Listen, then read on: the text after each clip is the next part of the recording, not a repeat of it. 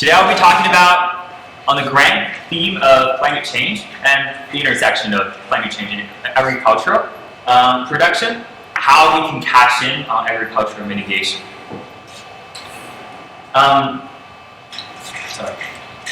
So far, we've all acknowledged that, well, at least in literature, in current academic literature, that climate change, lingering poverty in developing nations, and lingering poverty in developing countries, and food production for the ever-increasing population are three of the most prominent challenges in the 21st century. You may or may not know this, that agriculture is actually one of the prominent emitter of greenhouse gases. It accounts for more than 10% of total global greenhouse emission, and we account for the upstream and downstream production, like waste management from downstream and upstream of fertilizer production. That number amounts to a staggering 18%. It's not like that we can slow down the agricultural emission very soon, very easily, because we have the challenging task of feeding 9 billion people by 2050, which asks us to improve the yield by 70%. And that's a very daunting task. So far, what we have been able to do, I guess the secret sauce of us being able to feed the ever-increasing population over the last several decades has been industrialized agriculture. The over-application of fertilizers, the extractive use of natural resources, better irrigation systems, so on and so forth. But a lot of these industrialized agricultural practices, although improving short-term land production, have negative impact on climate change, and will also have negative long-term impact on the yield and land quality. What is our current answer to these problems? Well, I think you may have heard of the buzzword climate smart agriculture, which is a branch of agricultural practices that captures the synergies between land yield increase and climate mitigation. There are other agricultural mitigation practices that are also being seen a lot as buzzwords, like biochar production, methanization of waste, stuff like that. But two things are very unclear. A, what does that mean for smallholder farmers? If smallholder farmers cannot really gain much from that, the part of the question where there is lingering poverty is not alleviated even by a small margin. And lots of CSA practices rely on the close cooperation from the smallholder farmer side, so we have to fill in that missing piece. Let me also remind you that 60% of the world's agricultural population in developing countries are smallholder farmers. That's one missing piece that we have to really address.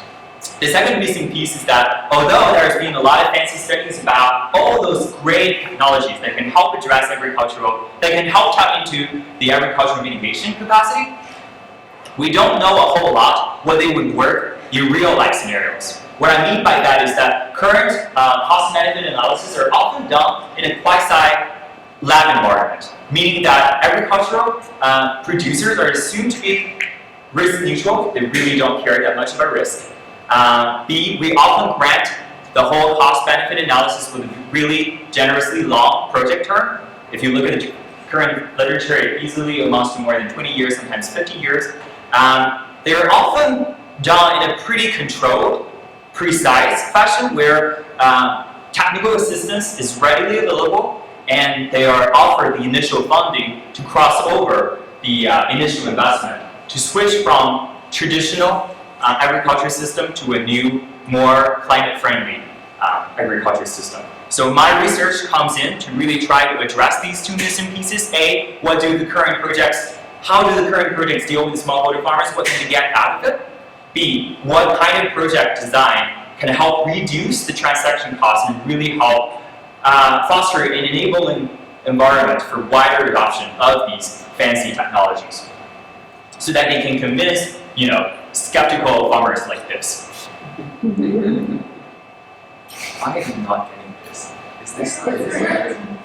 Oh, all right. So, sorry.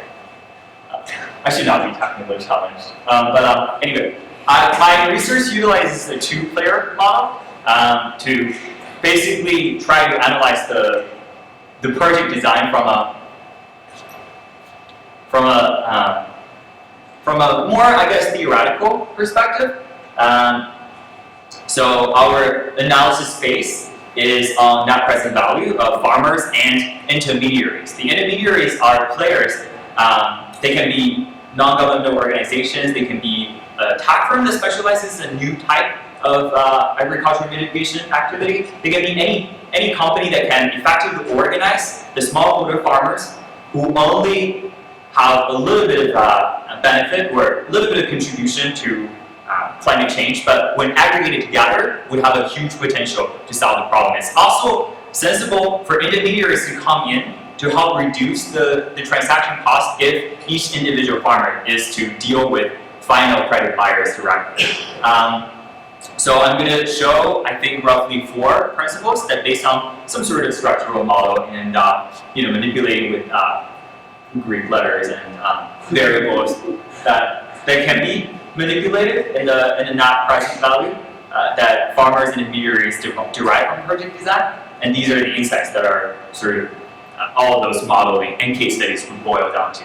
First of all, size really matters. If you look at the current projects, whether the fledgling projects or the projects that are already certified in either the compliance or voluntary market, they're all pretty much on a really large scale. Large scale in the sense that although they incorporate mostly smallholder farmers, there is a pretty high entry threshold for the number of smallholder farmers that will be involved and the total acreage of land.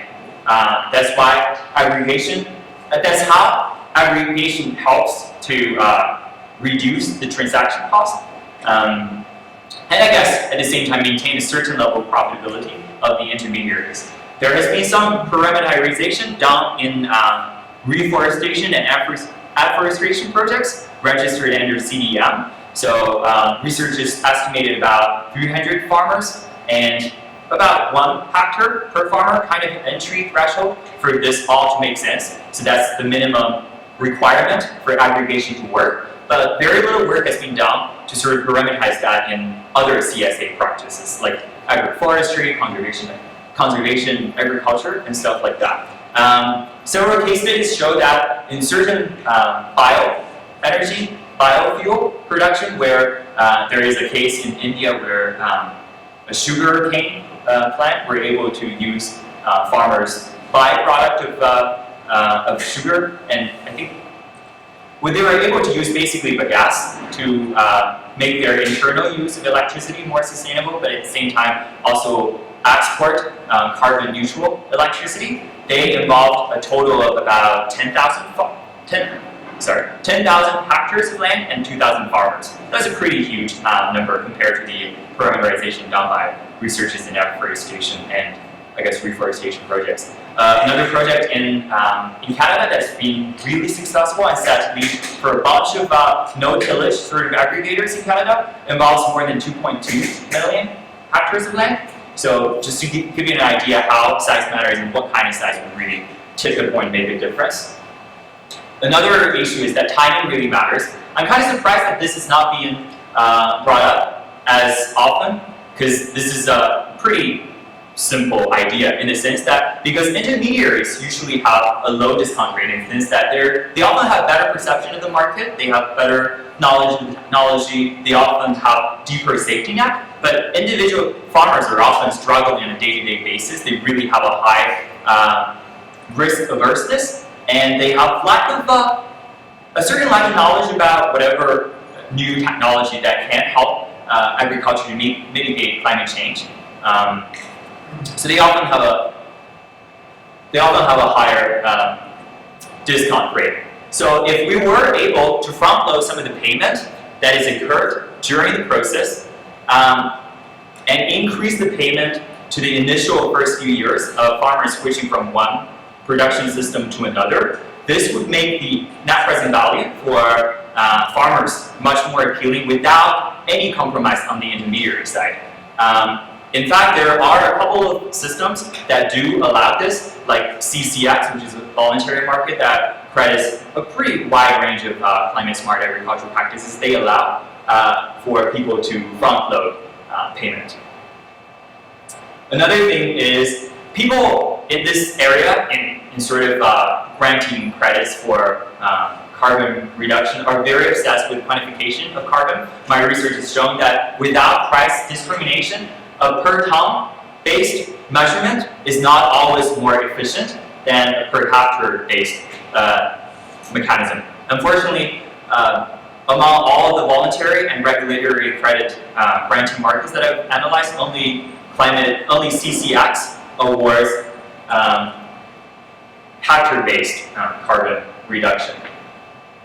And the final point I want to make is that so far we've been pricing the carbon reduction, or so far it's been suggested that we should price the carbon reduction on a rental price rather than an asset price. The rationale is that once some of these agricultural practices are switched back to traditional practices because a project only has a certain length of life, then whatever that is gained from the agricultural practices will be lost, because once the system is switched back, we can no longer hope for these carbon emissions to retain. But this is not really good for CSA, considering that in the long run, most of the farmers would decide to retain this system. It's just that the first couple of few years would give them some sort of economic loss. So pricing them based on the rental price rather than asset price is probably a too high a penalty for agricultural producers to handle. So I propose analyzing the default rate of people who will switch back to traditional practice and discount the payment by this default rate. I'm not saying that linking agricultural producers to market will solve every problem, but I think this is an interesting line of research to be done, because the exact questions that we ask here, like how much is carbon emission worth, what kind of roles do smallholder farmers play in this endeavor, are exactly the kind of questions that any other policy instrument would probably need to ask, like subsidies and taxes. So I hope with the advances of more efficient, cheaper measurement technology, and with a little bit of hope, we can help solve this problem together. Thank you.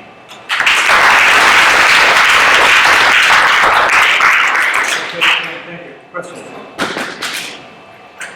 Yes. So one of the principles you came up with is like, okay, one, the per ton measurement isn't necessarily better than the per hectare measurement? Yes. I was wondering if you could explain why. Right. I know it's kind of counterintuitive. Let's consider. That's not working. Yes, maybe a little bit too late. This is better. Let K be the opportunity cost of switching from system A to system B. Let X be per hectare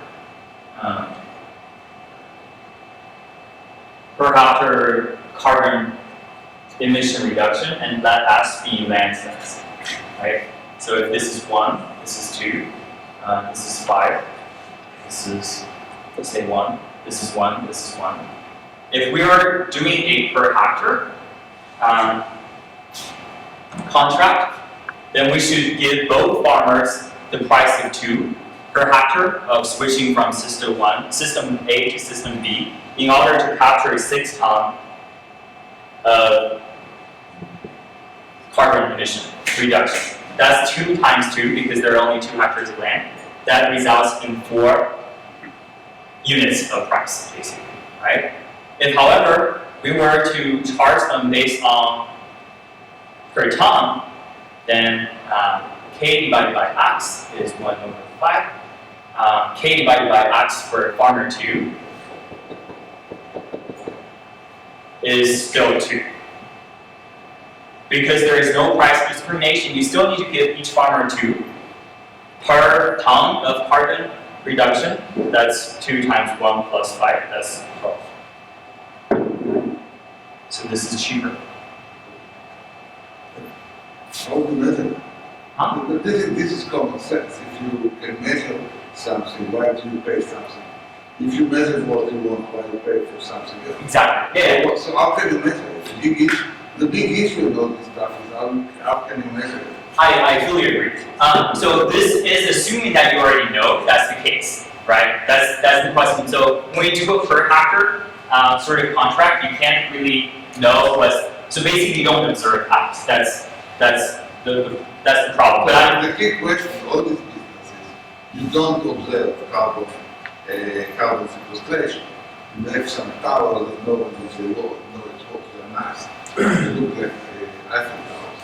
But you really don't know if you measure. So if you don't measure them, if you don't know, you have to approximate it based on acreage or some other things. So maybe instead of using acreage, you can use acreage and practice and fertilizer. But so the question is to get a trade-off between precision and the cost of measurement. you're right. It just so happens that people think that this per ton measurement is always better. But I'm just showing that that's not necessarily the case. In practice, I totally agree. There is no 100% per hectare based contract because this just gives buyers no confidence whatsoever. In practice, there is also, quite honestly, no per ton based. There is just no way that we can sample every single inch of soil and get an understanding of the soil sequestration. So, quite frankly, in practice, it's usually a combination. But I find the obsession with quantification kind of disturbing in the sense that if you believe that K can be on a large scale, to a large extent, always associated with I guess higher K. If higher K is always associated with lower X, then per hectare is always better than per ton, even if you don't know the quantification behind. You don't agree? No, I tell you what. I tell you what. I didn't start working the first soil carbon sequestration program in the world. And we work with environmental groups. Okay. And what happened after this program was in action in several places in the world, people start checking. The point is that when you have acres, it's very, very difficult. It's relatively easy to check. When you measure per ton, you don't have it. So to some extent, people say, I want it from the beginning thinking about tons so I can add, so can I aspire for ton rather than to give me information about acres that are difficult to verify later on a readability. That's interesting because I've actually heard, I respect that idea, but I've actually heard the contrary opinion as well in the sense that it's easy to manipulate the variables you use to sort of estimate the per ton management, but it's hard to say that, oh, I have my whole land dedicated to agroforestry, but when I go there, there is no agroforestry, right? So I think the sword goes both ways. I guess the basic point is I think we need to develop a principle of user criteria that is most cost effective or efficient rather than one is better than the other. I agree. Yeah. Can you give us an example of this? Is very abstract. Give an example of what you design for smallholder farmers for mitigation. In what aspect? Just give us you started with a picture of rice farms, right? Is that an example of what's behind the picture that you gave us? What was the design here?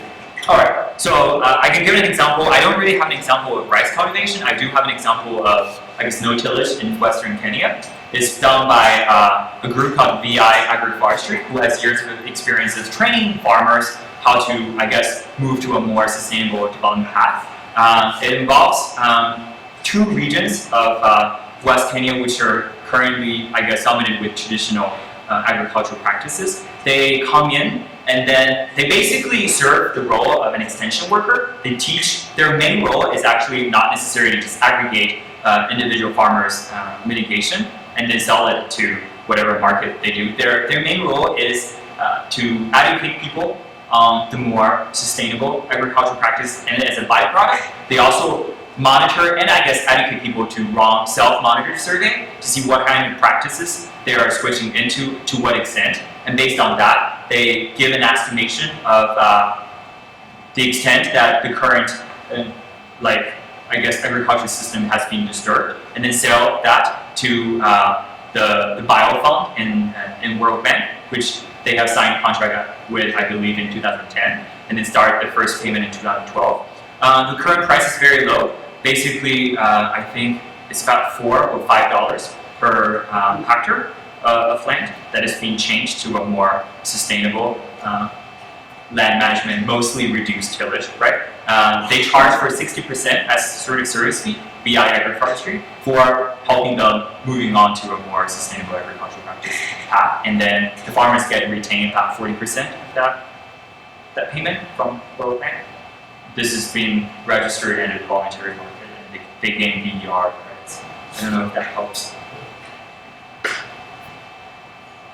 Yes. And I guess my question is a little bit broader. So what do you see the relationship between mitigation and adaptation? Like how, like the importance for farmers? I mean, facing climate change, not only the farmers are extremely challenged by, drought or flood or increasing temperature. Yeah, that's a great question. I think the bottom line is that for everyday farmers, they do not care for mitigation that much unless they get paid for it, right? I think that, unfortunately, that's a lot of times that's how I think about issues. It's I'll take that question. Just give me a second. Am I running out of? I mean, for a farmer struggling with day-to-day life, especially if payment cannot be guaranteed and the whole carbon market is not established, they really can't worry that much longer, in that much longer perspective, right? Although there are a lot of mitigation concerns who are concerns about the deteriorating climate change if we do not tap into the mitigation capacity, they really don't care. But adaptation, they see it every day. If they do not adapt to climate change very well, they suffer more from natural disasters, right? So for an everyday farmer, I think adaptation is definitely the bottom line. But if you were able to tip, you were able to pay them through some sort of mitigation efforts, then the question becomes, how high a price are you willing to go for them to tip the point, I guess. What are the activities besides no tillage or low tillage people Really using as in being certified? no, yes, in terms of large scale. Right. There is agroforestry, which is sort of hand in line to reforestation. There is some sort of grazing, sustainable grazing activities. Mostly, I think, this is my take on it, mostly collecting waste so that they're not just lying out around there. Unfortunately, for smallholder farm, for the projects that can allow smallholder farms to directly get payment from their practices, it's currently very limited. I would say, I'll even go ahead and say these are probably the only 3 practices that are currently certified. More of the agricultural mitigation efforts lie in the intersection of agriculture and energy, like biofuel, bioenergy, because that's easier to quantify and the effect is supposed to be more permanent. So that's sort of Okay, thank you.